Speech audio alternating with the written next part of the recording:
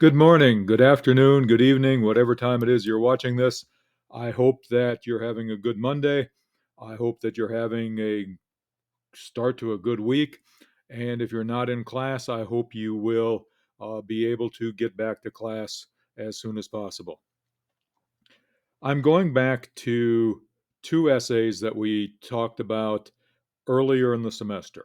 Uh, the one about the cave paintings and the hand stencils, and the one about geese. And I'm going back to those two because as we start this comparison and contrast essay, I believe that Green gives us some wonderful examples to work on. He also gives a paragraph or two that show what you shouldn't do. So let's get on with it and run through some good, bad, great, and ugly. Actually, there's probably no ugly. Sorry for the aside. I'm beginning with this paragraph about hand stencils that leads to a conclusion about living conditions. We found memories of hands from up to 40,000 years ago from Indonesia to Australia to Africa to the Americas. These hand stencils remind us of how different life was in the distant past. Amputations, likely from frostbite, were common in Europe, and so you often see negative hand stencils with 3 or 4 fingers. Life was difficult and often short. As many as a quarter of women died in childbirth, and around 50% of children did not live to the age of 5. He makes it a very, very broad claim. He goes to a specific example in Europe. Let's take a look at what works here, I believe.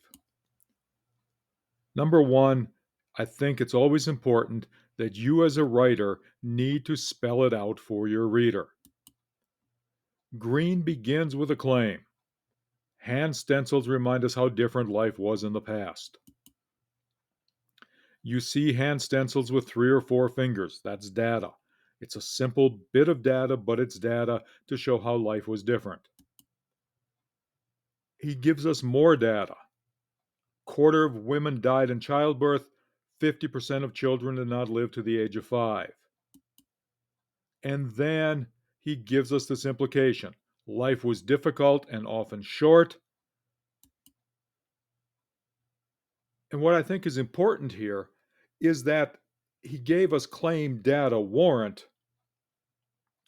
but he put the warrant ahead of one piece of data. He adapted the formula a little bit, but all of the basics are there. And for you as a writer, I think it's fine to have small adaptations to the formula. The key point, in a lot of ways, is his warrant. He wants to show us that hands have indicate that life was difficult and often short. And he's using data to show that, and he's using the data to link it to his comparison of the hands then and the hands now. Actually, it should be a contrast of the hands then and the hands now. So remember, claim, data, warrant always works, but you can do a few tweaks. You can move the warrant ahead of a piece of data to sew up your whole point. Then he contrasts the point about life was different with the claim that people haven't changed. The hand stencils remind us that humans of the past were as human as we are. People haven't changed. Their hands were indistinguishable from ours. Even if there were only 3 fingers on some of them, the hands were indistinguishable. They were like us in other ways. These communities hunted and gathered, and there were no large caloric surpluses so every healthy person would have had to contribute to the acquisition of food and water. And yet, somehow, they still made time to create art, almost as if art isn't optional for humans. His thesis for the whole essay, if you will recall, was that art was important. The hand stencils remind us that humans of the past were as human as we are. That's a claim. Their hands were indistinguishable from ours. If you look at that cave painting, it's a hand. It is a human hand. It is not a bear paw. It is not a sloth paw. It is not a dog's paw. It is a human hand. He gives us some common sense data. They're always going to be looking for food, and they're going to always have to find food and water. They were, yes, it might have been easy in the summertime. There might have been food hanging from all the trees. All right. But they're still going to have to go out and gather it. And then he ties this back to the thesis. They were the same as us. They were like us. Every human should contribute. That should be like us as well.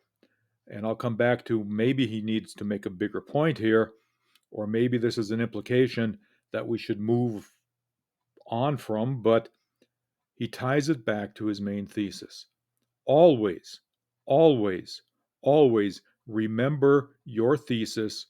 Remember the one big point you want your reader to get and tie everything back to it. Finally, I think on this essay, he makes the connection personal. He's comparing the cave paintings to the paintings that his kids did. He's comparing those cave paintings to a thing that we remember doing as little children, tracing our hands on a sheet of paper. I'm 65. I barely remember things from 5 minutes ago, but that's one of the things I remember doing. And so, if you can make the connection personal, and by personal, I think it should be somewhat universal. Think about how you can make it appeal to everyone, male, female, young, old, whatever. Make the connection personal, make it something that can appeal to everyone. And again, he's still comparing hand paintings on the wall to the hand paintings his kids did, and he brings it back to make that point. Moving on to Geese. Green begins with this idea of there are these similar ratios. Okay? And again, he is basically using the same point or the same thing. He's got some claims. Geese enjoy rural fields near rivers and lakes. Awesome. The ratio of geese in the country to geese in the United States is quite similar to the human ratio. That's a claim. At even given percent, about 80, even given, one more time, at any given time, about 80% of American humans are in or near urban areas. For Canada geese, it's about 75%. He's got some data. But what am I supposed to do with the claim? What am I supposed to do with the data? The fact that geese and humans live close to the same percentages of rural and urban as Americans, great, it's interesting. But what am I supposed to do with that data? Why should I care that the ratio is about the same? I'm a little surprised that the ratio is about the same. I would have thought that the ratio would have been much higher for geese living in rural areas and humans living in urban areas. But why should I care? Have a warrant that makes your reader care. Make them care. Give them the connection to them. The hand thing that I talked about in the previous couple slides made the connection personal. Your job is to make your reader care. Why does the paragraph matter? I can't say it any better than that. You have to make it matter. Green, later in the essay, goes on to have a whole list of connections. There were 2 billion people on Earth. There are 7 billion now. Humans and geese mate for life. Geese pollute. Geese have few natural predators. All right. I think there is some good and there's some bad in this paragraph. And let's run through and talk about what you should do that's in this paragraph and a few things I hope you avoid that are in this paragraph. Claims and data. I think that he's got a very good, clear claim. You're going to find a lot of connections between Canada geese and people. He gives us the fact that the population has increased, and he gives us the data of how many people are living on the planet now. Okay?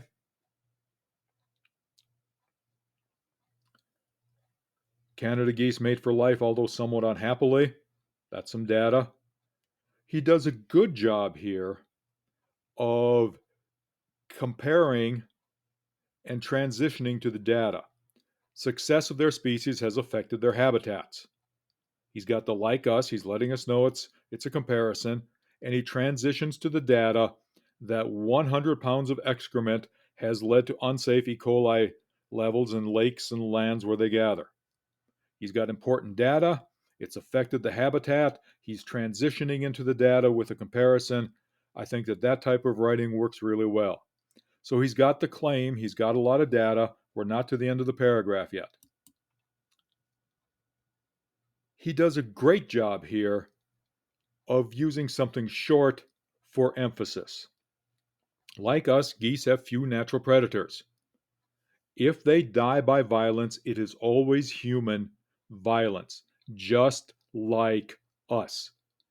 That short phrase for emphasis is important. I want it to be a sentence. I'm going to ding everybody for fragments, but a short sentence for emphasis is important. He's got a lot of long sentences. He makes a lot of long, big comparisons, but hammering home the idea that human violence is what kills people, and just like us, that's what kills the geese. However, I think that there are some missed opportunities, and let's take a look at a few.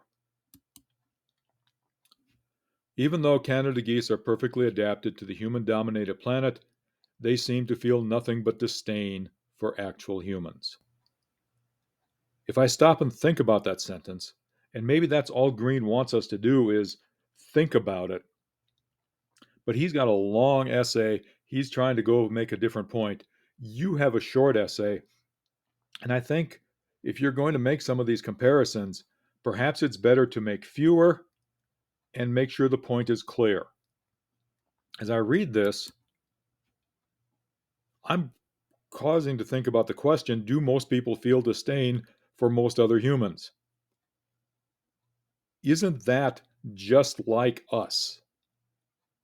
And maybe it should have been phrased as part of the comparison, part of the claim in the comparison. Maybe it should have been a new paragraph and developed even further.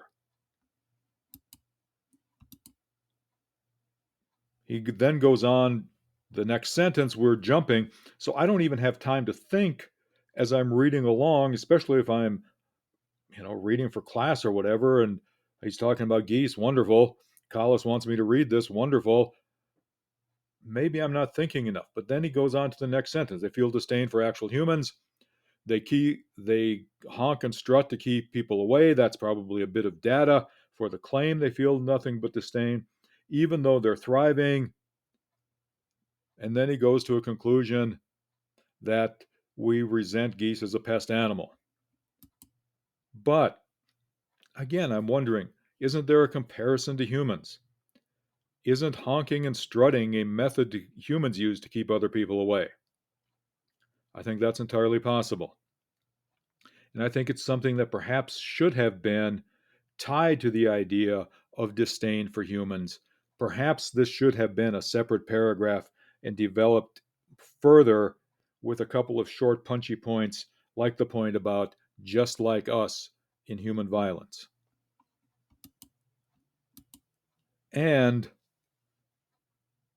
I'm left at the conclusion here, and again, maybe Green just wanted us to think about this. Maybe this was a statement designed to make us jump to the conclusion. but I wish he would have spelled it out just a little bit more. Are humans the biggest pest planet on the animal? Are humans the biggest pest animal on the planet? I told you all this is a one take of effort. I think that's a point that needed to be made. I think that that's a point that Green missed here. He has it set up, and I think he missed it, and I think it would have added to the essay.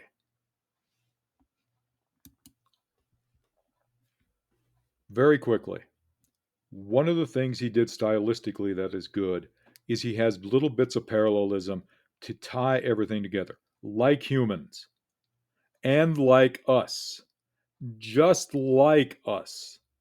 Carrying that through would have been fine.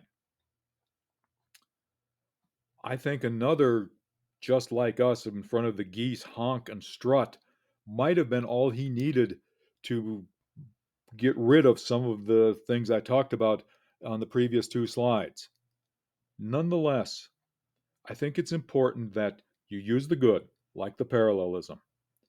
I think it's important that you tie everything together, that you keep using claim data warrant, that you don't ask people what's the point or make your readers ask what's the point, and that you read this as your essay as you're writing it.